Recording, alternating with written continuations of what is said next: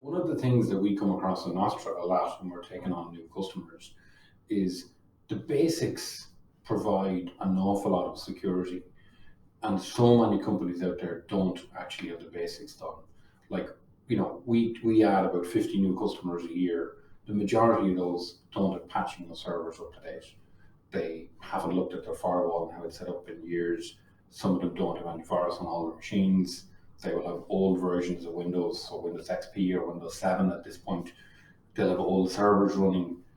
There's lots of things that people can do that cost very little or no money, like two-factor authentication on email. What's your experience out there of Irish companies and the general posture of the basic housekeeping? Well, literally what you've gone through there is a checklist that will prevent 80% of cyber attacks. That's the reality of it. If people have basic cyber hygiene in, they're going to thwart, they're going to prevent, they're going to stop the bad guys doing what they do.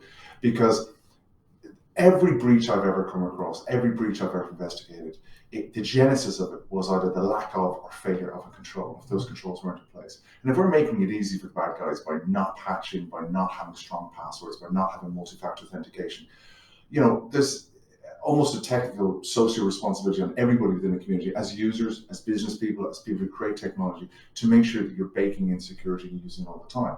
If your bank account is hacked and your phone wasn't patched and you were using an unencrypted Wi-Fi or public Wi-Fi system, well, who's responsible? You can't just point at a bank and say, oh, it was the bank's fault. We all play a part in this community of the cyber ecosystem that we all rely on, the digital economy, the digital way of life. So we all have to play a part. And having the basics in place is almost an ethical responsibility at this stage.